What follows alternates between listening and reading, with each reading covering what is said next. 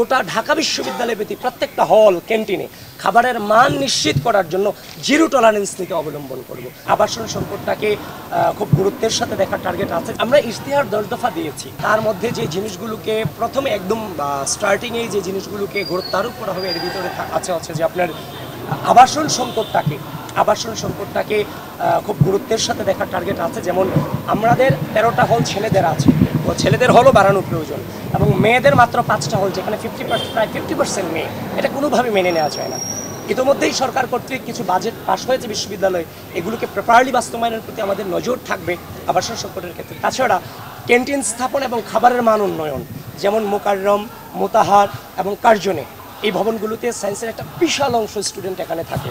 তো সেখানে হচ্ছে যে আপনার ক্যান্টিন নাই, খাওয়ার জন্য এদের মূল চত্বরে হাকিম চত্বরে আসা লাগতেছে, টিএসসিতে আসা লাগতেছে, অথবা ওই শহীদুল্লাহ হলের পুকুর পাড়ে যাওয়া লাগতেছে, যেটা কোনোভাবেই কাম্য নয়। সুতরাং আমরা ক্যান্টিনটার প্রতি জোরদার করব এবং গোটা ঢাকা বিশ্ববিদ্যালয় ব্যতীত প্রত্যেকটা হল ক্যান্টিনে খাবারের মান নিশ্চিত করার জন্য জিরো টলারেন্স নীতি অবলম্বন করব। তাছাড়াও আমরা হচ্ছে যে বিশ্ববিদ্যালয়ের ক্যাম্পাসের যে নিরাপত্তাটা, বহিরাগত এবং বিভিন্ন ভবঘুরে যে ক্যাম্পাসে ঘুরে বেড়ায়, এই জায়গাটাতে কিন্তু আমরা নিরাপদ ক্যাম্পাস নির্মাণ করতে পারছি না। আমি যতটা নিরাপদ রাত কিংবা দিনে, একজন নারী শিক্ষার্থী কিন্তু ক্যাম্পাসে আমার নিরাপত্তা বোধ করতেছে না। সেজন্য কিন্তু ক্যাম্পাস সেফ ক্যাম্পাস রূপান্তরিত করতে হইলে ক্যাম্পাসের যে বহিরাগত এবং হচ্ছে যে ভবঘুরেদের মুক্ত একটা ক্যাম্পাস বিনির্মাণ করতে হবে। সেটার জন্য হুট করে আপনি সব এরিয়া সবার জন্য বন্ধ করে দিতে পারবেন না। এই জন্য আমরা বিভিন্ন জোনে ভাগ করে ফেলার জন্য ইতিমধ্যেই ইশতেহারে বলেছি, green zone, yellow zone, red জোনে বিভিন্ন জোনে ভাগ করে বিধি নিষেধ আরোপ করে দেওয়ার একটা টার্গেট আছে। ওয়ালটন এখন দেশের সীমানা পেরিয়ে পৌঁছে গিয়েছে 50টিরও বেশি দেশে। ওয়ালটন, ঘরে ঘরে বিশ্বজুড়ে। সুতরাং ক্যাম্পাসের সেফটি নিয়ে আমাদের একটা কনসার্ন আছে। তাছাড়াও জিনিসটার প্রতি আমাদের কনসার্ন আছে, সেটা হচ্ছে যে শিক্ষার্থীদের অন ক্যাম্পাস জব আইডিয়াটাকে বাস্তবায়ন করা।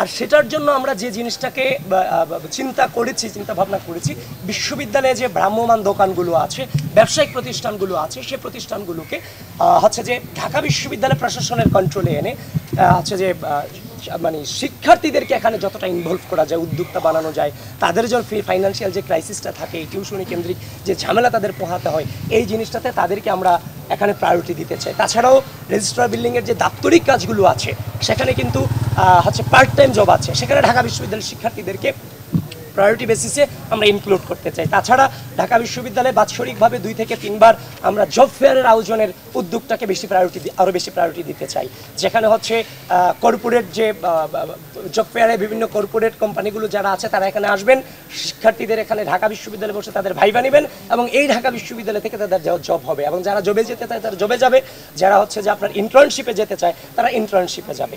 তাছাড়াও আমরা যে জিনিসটার প্রতি হচ্ছে যে গুরুত্ব আরোপ করছি, সেই জিনিসটা হচ্ছে যে ঢাকা বিশ্ববিদ্যালয়ের যে একাডেমিক আমাদের যে পড়াশোনা, তার বাহিরে যেন হচ্ছে যে টেকনোলজিক্যাল স্কিলটা খুবই গুরুত্বপূর্ণ। আমরা প্রত্যন্ত অঞ্চল থেকে স্টুডেন্টগুলো ম্যাক্সিমাম উঠে আসি, ওইখানে টেকনোলজিক্যাল অ্যাডভান্টেজ না থাকার কারণে আমরা সেটাতে আমাদের একটু ব্যাক পোহাতে হয়, যার ফলে টেকনোলজিক্যাল স্কিল, তারপর হচ্ছে যে আপনার হচ্ছে যে ইংরেজি ভাষার প্রতি একটা জোরদার প্রদান করা, যে ইংরেজি ভাষায় যেন প্রপার দক্ষতা থাকে, এবং ইংরেজি এবং বাংলার বাইরে থার্ড ল্যাঙ্গুয়েজ হিসেবে যেটাকে বৈশ্বিক চাহিদা আসে, ওইটা যেন প্রত্যেকটা স্টুডেন্ট এই অ্যাডভান্টেজটা পায়, সেদিকে আমাদের একটা লক্ষ্য রাখার টার্গেট আছে। এভাবেই অনেকগুলো জিনিস নিয়ে আমরা চিন্তা ভাবনা করতেছি।